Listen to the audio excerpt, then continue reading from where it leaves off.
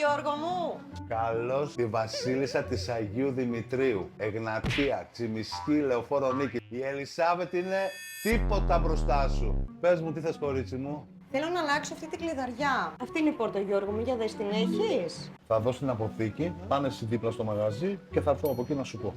Εγώ μου την έχω την κλειδαριά, οπότε και σήμερα αν θες μπορούμε να την κάνουμε. Τέλεια. Πόσο θα κοστίσει, πες μου, Γιώργο μου. Σε παρακαλώ, Γογό, με τίποτα. Έλα βρε Γιώργο, σε παρακαλώ, περίμενε, δεν γίνεται.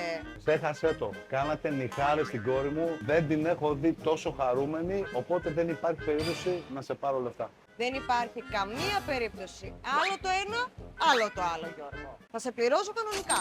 Μην επιμένεις, γιατί θα δίνω το φράγκι. Εγώ τι φταίω. Δίρτο. Ρε Γογό.